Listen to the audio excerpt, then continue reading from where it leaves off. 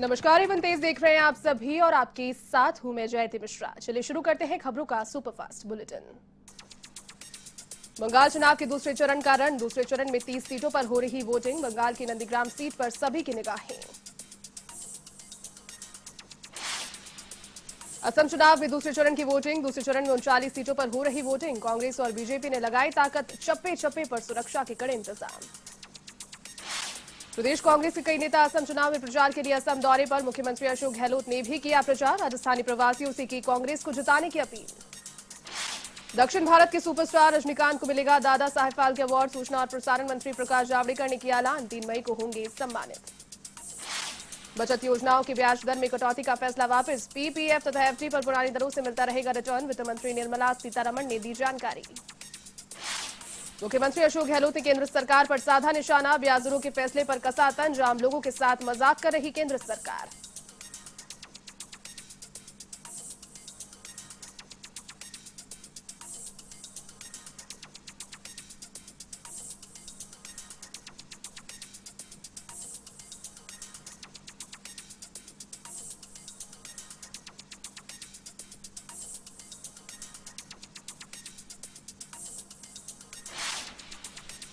पश्चिम बंगाल के नंदीग्राम में बखुआबार गांव में भाजपा कार्यकर्ता ने की आत्महत्या। तृणमूल कांग्रेस की धमकी के वजह से की आत्महत्या। बूथ नंबर 27 की घटना। पश्चिम बंगाल की बांकुरा विधानसभा से तृणमूल की उम्मीदवार सयंतिका बैनर्जी ने भाजपा पर साधा निशाना। ईवीएम को जानबूझकर नुकसान पहुंचाने का लगा आरोप। खुद की जीत का भी किया दावा।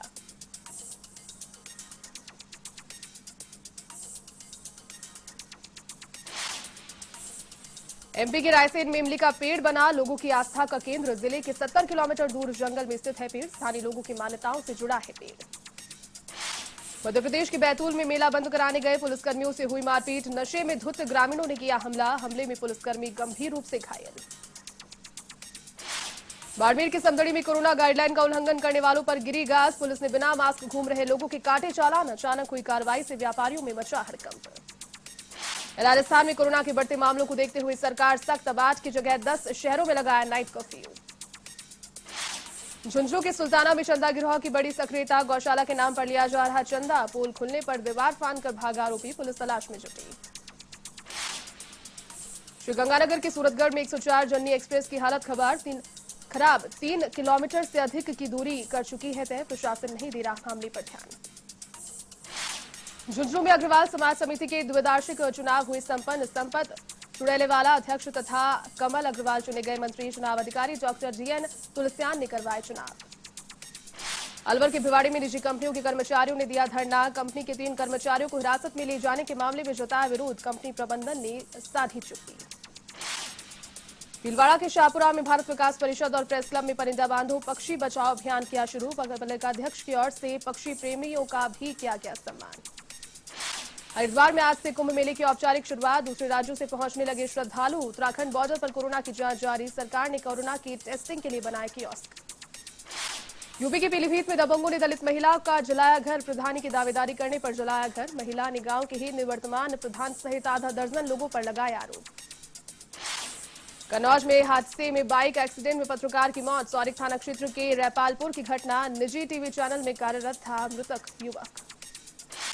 लखीमपुर खीरी के दुधवा टाइगर रिजर्व की मैलानी रेंज में लगी आग। सैकड़ों वन्यजीवों के मरने की जताई जा रही आशंका। वन विभाग के अधिकारियों की लापरवाही आई सामने।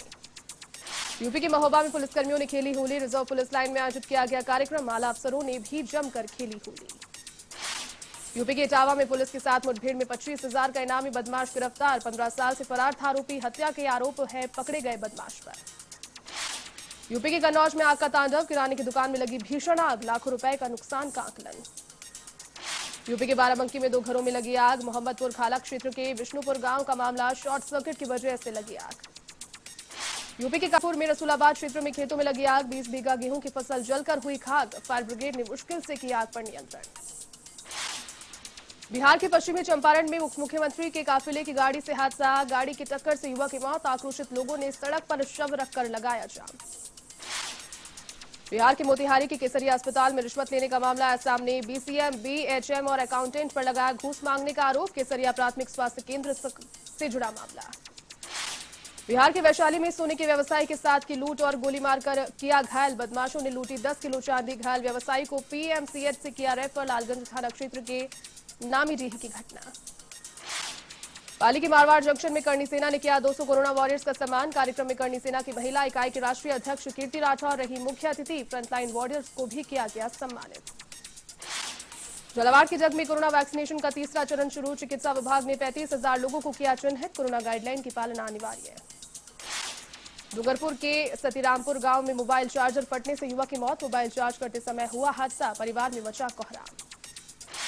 भीलवाड़ा के शाहपुरा में ओसवाल समाज का फागोत्सव आयोजित। सामूहिक भजन नृत्य तथा झांकियों में कई कार्यक्रम आयोजित। सामूहिक आरती के बाद हुआ प्रसाद वितरण। हाईवे निर्माण कंपनी से रिश्वत लेने के मामले में निलंबित आरएएस पुष्कर मित्तल को हाईकोर्ट से बड़ी राहत। पुष्कर मित्तल की जमानत याचिका हुई मंजूर। जस्टिस इंद्रजीत सिंह की अदालत से मिली जमानत। दौसा के नगर परिषद क्षेत्र में सफाई कर्मचारियों ने किया कार्य बहिष्कार। वेतन भुगतान को लेकर की हड़ताल। दौसा में चरमराई सफाई व्यवस्था। डूंगरपुर के धमताल फला गांव में हादसा। थ्रेसर में सर फंसने से युवक की मौत। पुलिस ने पोस्टमार्टम कराकर परिजनों को सौंपा शव। डूंगरपुर के घुघरा गांव में युवक ने किया आत्महत्या। पेड़ से लटका मिला शव। मामले की जांच में जुटी पुलिस।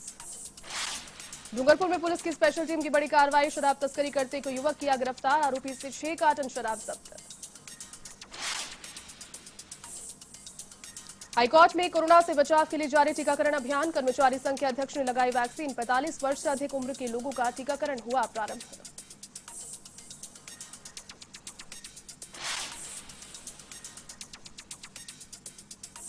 चलिए इस बुलेटिन में फिलहाल के लिए बस इतना ही। देश और दुनिया की तमाम बड़ी खबरों को देखने के लिए आप देखते रहिए A1 टीवी। नमस्कार।